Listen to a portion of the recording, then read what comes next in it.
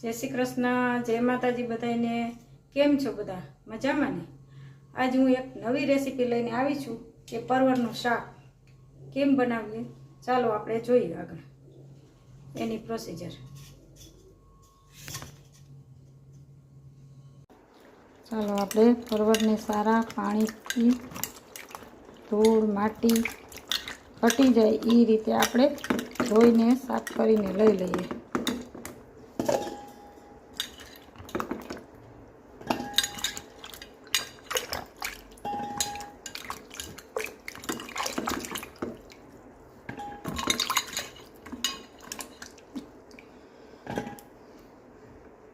આટલો કચરો નીકળે। આ બીજી વાર બે પાણીથી આપણે સરસ રીતે ધોઈ નાખીએ।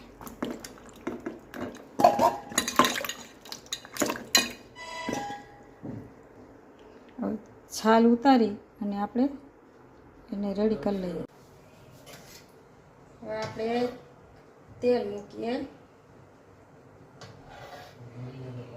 2 પાવડા।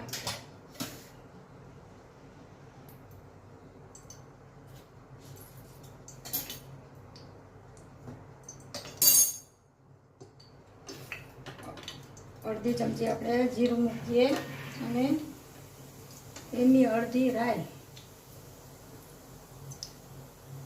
રાઈ ને જીરું તતડી જાય એટલે આપણે વઘાર કરી દઈએ।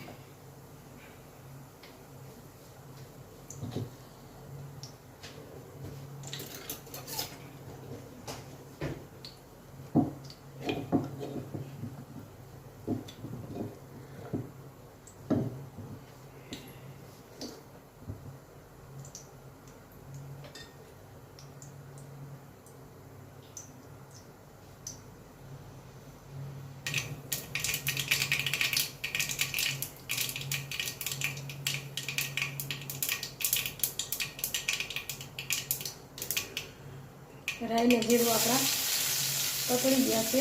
હવે આપણે ચપટીમાં હિંગ ઉમેરી દઈએ।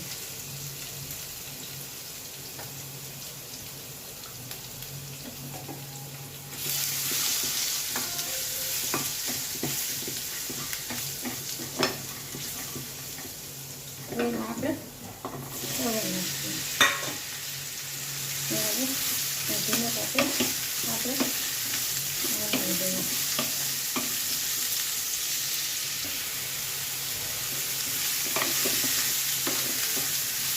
આપણે પેલા હળદર અને મીઠું સ્વાદ પ્રમાણે ઉમેરી દઈએ। હળદર અડધી ચમચી હળદર,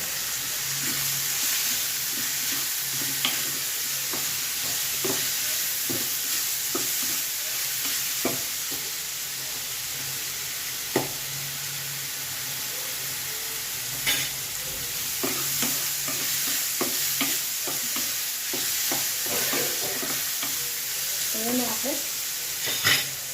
વરાળમાં ચડવા દઈએ। ગેસને આપણે ધીમો કરી નાખીએ એટલે વરાળમાં એની મેળે ચડી જાય। હવે આપણે મોટા 2 વાટકા છાશ લઈ લીધી છે અને ઘાટી અને ખાટી છે। જો તમને બહુ ખાટી ના ફાવે તો થોડું પાણી નાખી દેવાનું। ચાલો આપણે બનાવીએ કઢી। આવી જાડી છાશ લઈ લીધી છે। આ એનો બધો મસાલો, એક નાનકડો ટુકડો આદુનો લીધો છે। જોકે અમારે પાછા કાઢી નાખવાના હોય એટલે મોટા ટુકડા કર્યા છે। બાકી જો બધાને ફાવતા હોય ને તો ઝીણી કટકી કરવી, પણ હું નથી કરતી કારણ કે અમારે પાછા કાઢી નાખવાના હોય છે એટલા માટે। એટલે 2-4 ટમેટાના કટકા લીધા છે ને 2 મરચાંના ટુકડા લીધા છે અને આ આદુના ટુકડા છે અને આટલા ટમેટાના ટુકડા છે। આ બધો આપણે કઢીની અંદર ઉમેરવાનો, પણ ચણાનો લોટ આપણે ભેળવી દઈએ ને એના પછી।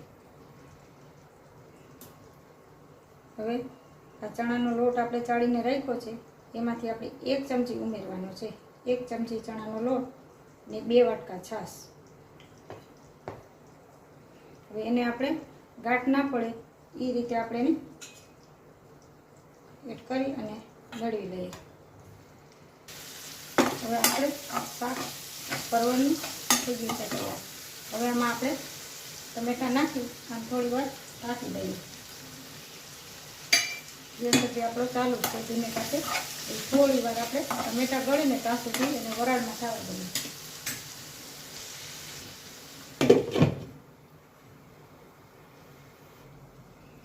જોઈએ આપણે ટમેટાં ગળી ગયા છે.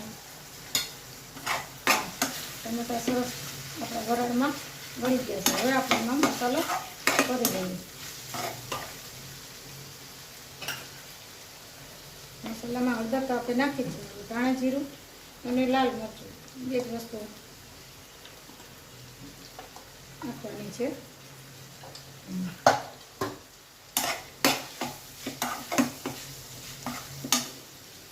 થોડો ગેસ આપણે ફાસ્ટ કરી દઈએ.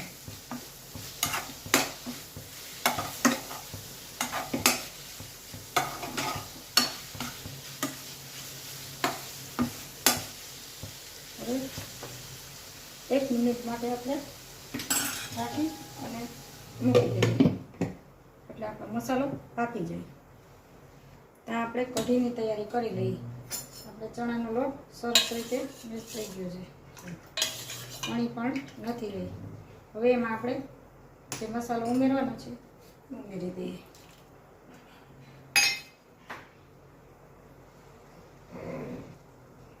કઢીમાં આપણે દેશી ગોળનો ઉપયોગ કર્યો છે.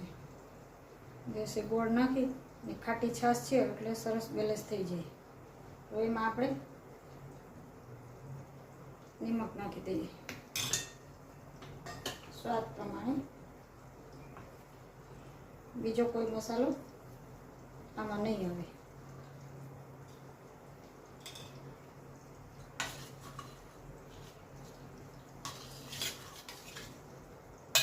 ગોળને આ રીતે ઉકળવા મૂકશું ને એટલે અંદર મિક્સ થઈ જશે.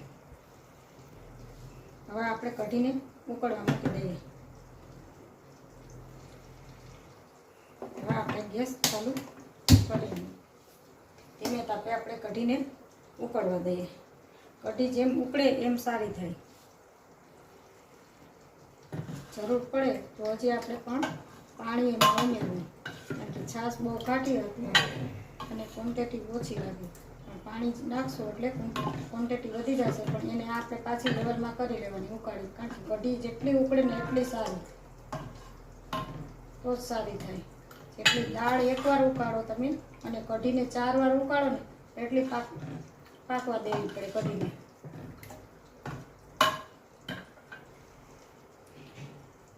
હવે આપણે શાક થઈ ગયું છે. આપણે ગેસ બંધ કરી દઈએ.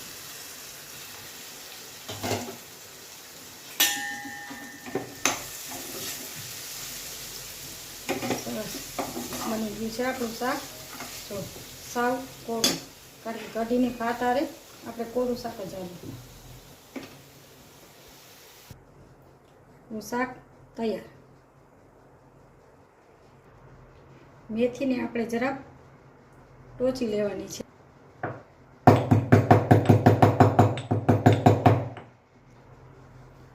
આ આપણે થોડી આખી પાખી ખાંડી લીધી છે મેથીને.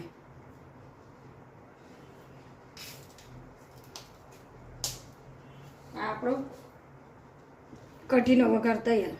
1 ચમચી જીરું છે નાનકડી, અડધી ચમચી રાઈ છે, એનાથી ઓછી મેથી છે અને 1 લાલ મરચું.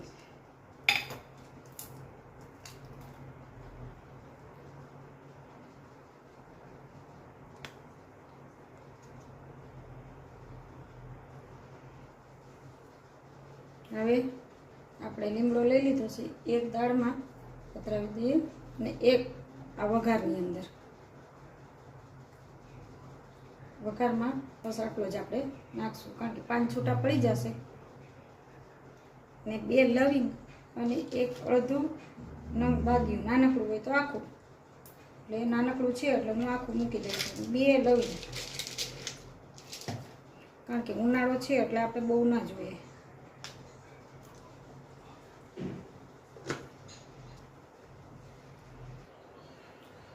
વઘારિયામાં આપણે 1 ચમચી ઘી મૂકશું.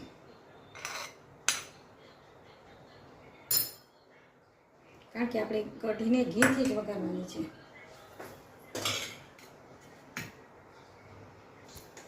હવે આપણે વઘાર મૂકીએ, કારણ કે કઢીમાં વઘાર આપણે વહેલો જ કરવો પડે. દાળ આપણે પછી વઘારીએ તો ચાલે, પણ કઢીનો વઘાર આપણે પહેલાં કરી લેવો પડે. હવે આપણે એમાં બધો મસાલો, કારણ કે ઘી ઉગળતું જશે ને આપણો વઘાર તૈયાર થશે.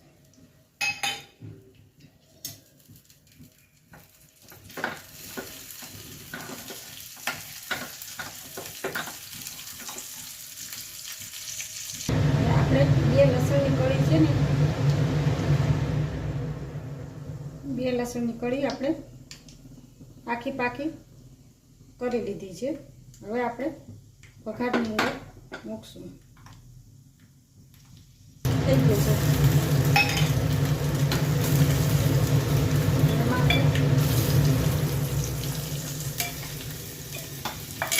વઘાર કરી દઈશું. કઢીનો વઘાર સરસ થઈ ગયો છે. કઢી બનીને તૈયાર. હજી ઉકળવાની બાકી છે. ઉકળી જાય એટલે આપણી કઢી તૈયાર.